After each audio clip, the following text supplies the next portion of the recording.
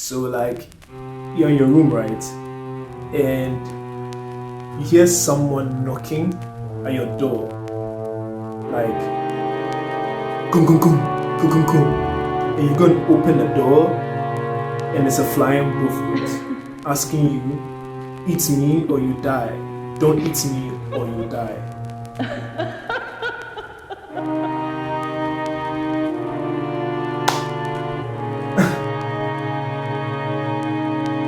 Hello ladies and gentlemen, my name is April and you're welcome to my YouTube channel. As you guys can see from the title of this video today, myself and Farai, my boyfriend who you have already been introduced to, I'll link the video where I introduce him down in the description box down below. Today we are going to be honoring the 31st of October, which is today, the day that you guys are watching this video. And this day is called Halloween. Yes, it is. Or All Hallows Eve. Hallows Eve. Yeah. Yes, All Hallows Eve. And it is basically a day that is dedicated to remembering the dead, celebrating saints, which are also called Hallows, and just basically remembering all the faithful departed. And many people actually don't know that Halloween is associated with Christianity. A lot of people see this holiday as paganic or negative, demonic, things like that. But actually, in reality, certain sources indicate that Halloween can be traced back to certain Celtic harvest festivals, which were later Christianized by the early church. And many Western Christians celebrate Halloween as the day that is just dedicated to honoring the dead. Yeah. It doesn't necessarily have to be, some demonic or witchcraft. Exactly, exactly. So it doesn't necessarily mean that. It's just that it has been commercialized, of course, to such an extent that a lot of Christians don't recognize Halloween as what it actually was before or what it actually is in reality. So yeah, but we decided to honor this day by telling you guys 4 short and creepy stories. Quite creepy, I must say. Yes, and real. They are real stories. So 100% real life stories. Yes. Some of our eyes, one is mine and one is yours. Some of you guys sent me your stories on Instagram and I have selected one which I'm going to be telling today. And watch till the end of this video because the last story, the last story is the one. Sheesh. Is the one that is going to get you. You won't be able to sleep tonight. Oh. So this is my story. Guys, this story is so real. Sometimes I even think it's a dream, but actually is real. And it happened in Ghana some years ago when I was in primary school. It even gives me chills when I think about it now, honestly. What happened was that my dad, my sister, my mom, and my little brother, we decided that we want to go to Legon campus in the evening for a stroll. Who does that, right? Who does that? It's like you're asking for it. It's like you are asking for something to happen to you. The whole family. The whole family. So we went. Everything was fine. It was a chilly night around 8 p.m. getting to 9 p.m. Not too late, not too early. It was vacation period, so students were not in school. So we decided to go up the hill. Those of you guys who know Legon or who are Legon students know where the registrar's office is, where the Great Hall is, that side. No? So we went there and my sister and I decided to stroll off away from our parents. Everything was okay. It was quiet. Didn't seem like anything was going to happen, you know.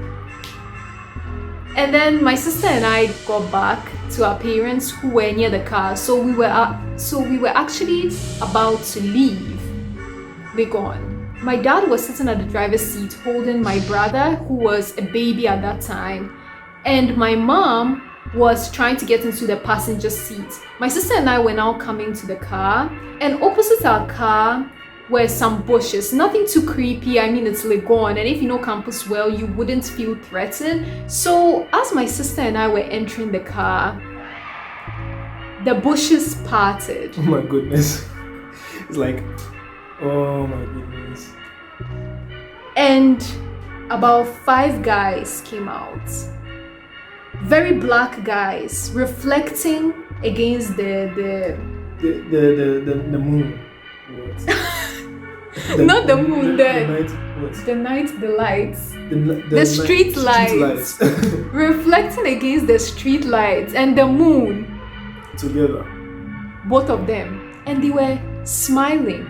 These guys were smiling at us. So, do you know what I did? I smiled back. Oh my goodness. And my mom was like, what is going on? When I saw my mom's face, then I realized that something was going on. And just to be clear, I was quite young. My sister was young. We were in primary school, so we didn't really understand what was going on. And then these guys start coming at us, right? And then they raise their hands and they are holding cutlasses.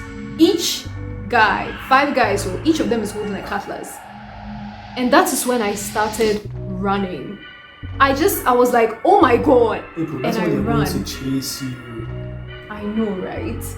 I run, like I just run, like I ran in just a direction. The first direction that I saw, I ran into that direction. And you know what happened? My sister too ran to another direction. My mom, I don't even know what happened because I had left the scene. Yeah. But I heard something going on at the car, and my goal was to find a security man or somebody who would come and help us. So I was shouting, help, help, help, help, help. There was nobody there. There was nobody there. That's really fun. Cutlasses, and we were alone. Wow. So at the end, when I was done shouting and running, after some time had passed, I went back. They had left. My mom was there, scared as hell. My sister also came from another direction. And thank goodness we were all okay. They got scared that we were going to call security, and they tried to threaten our dad to give them the car. So they actually came for the car. But they were more concerned that we had all run in different directions and they didn't know what would come out of that. So in the end, they left. They tried to hurt my dad with the cutlass. They swung the cutlass at his foot and they thought they hit him. But they actually hit the car mat instead of his foot. But they thought they got his foot. So he wasn't injured in any way? He was injured a bit. It's grazed his foot. But it actually hit the car mat the most. So he was able to drive. He was bleeding a bit. And we all quickly got into the car and we left the scene. And the only thing that I can say today is that I don't know which guardian angel was there to guard my sister and I, but when we were walking alone, we could have been raped, we could have been kidnapped, anything could have happened. But something protected us, or God protected us, and we were able to get back to the car and nothing happened and we went back home. And now it's time for Farai's story. Yeah, so my story actually happened at the boarding school I attended, which is St. Peter's Mission School located in East Legon. And I went to that same school. So if you guys want to hear about my experience, which you can also say is quite paranormal, you will find the link to that video in the description box down below. Yeah. I went to a boarding school, St. Peter's, which April just mentioned. And sometimes we take baths at night, you know, because that's when, like, there's no one else there and it's just the group of friends that I was with. Okay. So one evening around 2 a.m., we decided to go, you know, have our baths. And that particular night was quite eerie because we had trees rustling and there was this kind of energy, this kind of strong energy that's like suspended in the air, which really gave that night a very melancholic, eerie vibe. So in a nutshell, the mood was, you know, conducive for what we actually witnessed that evening. A group of friends, including me and another friend of mine who is Francophone, went out to take our baths, and me and the Francophone guy decided to have our baths in a separate cubicle whilst we conversed, you know. And the other group... Gay vibes. Trust me, it wasn't gay. If you've been to a Ghana boarding school, you can be taking showers with your friend, you can be naked, whatever, and it's cool. Okay, basically. So we're having our baths outside, and whilst we're having our baths, the rest of our friends were having a conversation, under some tree. And whilst we're having our baths, we're hearing some noise coming from like a distance, like something unusual for that time. Keep in mind it was 2 a.m. and the night was already suspicious. So we heard this sound coming from afar, and we thought it was a plane because usually planes fly over the school. So we thought it was a plane, so we didn't really give it much thought.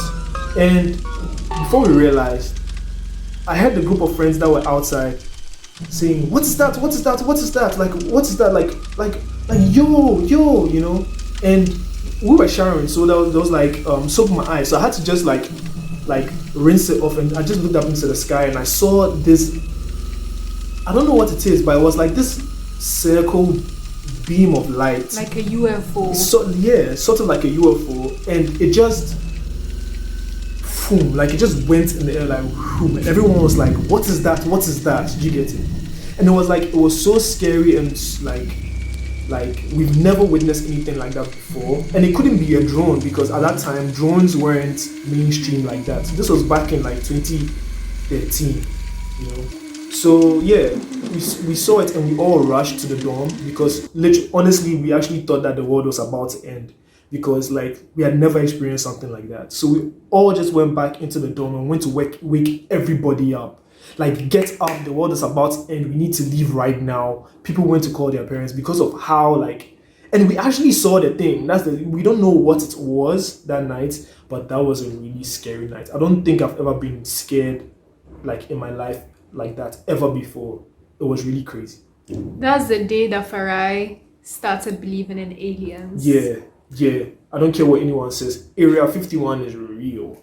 Tell us in the comments below if you believe in aliens. In fact, if you've ever had any paranormal or scary experience, it doesn't even have to be paranormal, just scary experience.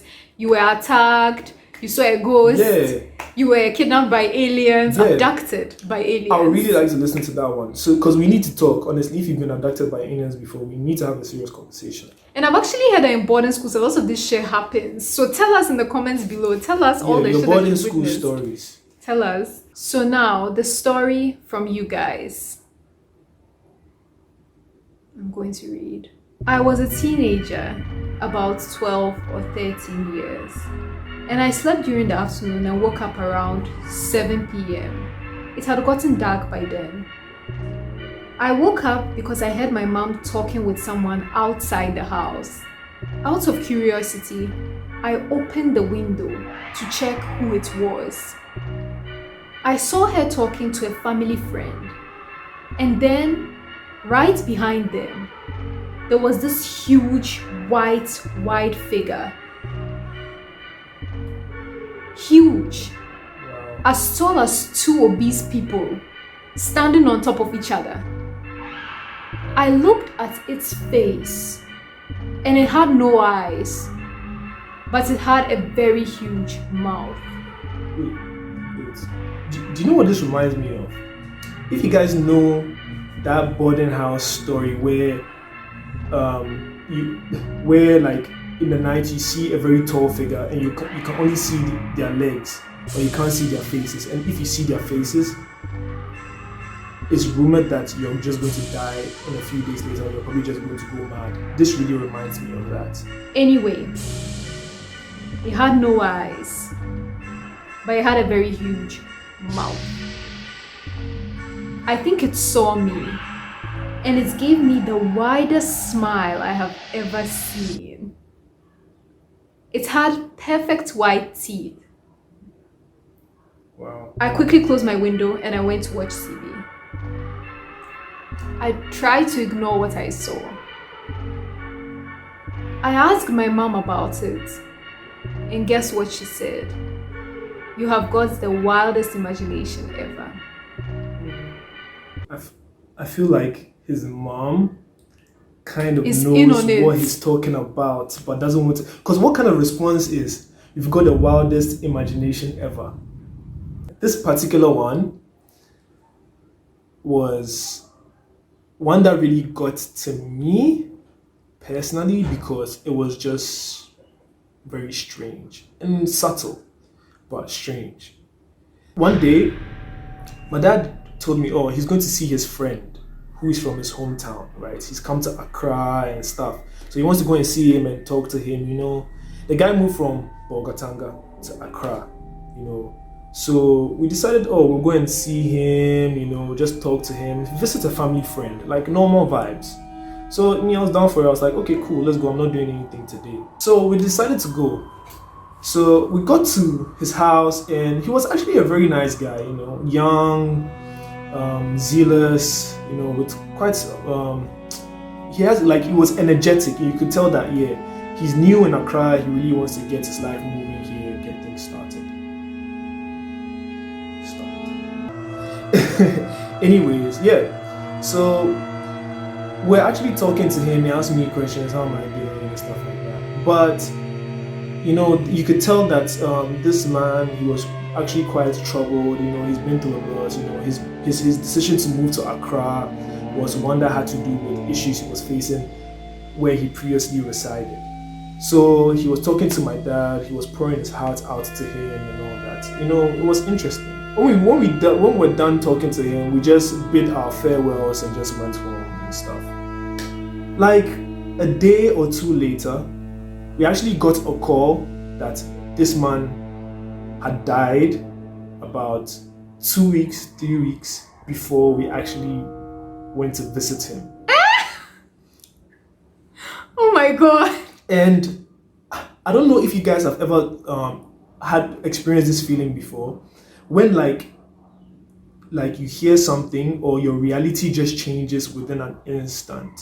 Like your reality just changes. Like you just have a reality check and you realize that the world you're living in isn't actually what you were previously believed.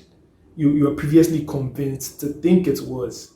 I had one of those moments, and it was a really big one because you could really feel that kind of like realization that like this energy just passed through me, basically. That's wow, like what just happened? You talked to a ghost. Yeah, and I felt that I did when I was told that, oh, this man died days before we actually went to visit him. Like I felt it in me that, like, yo, like what's actually going on?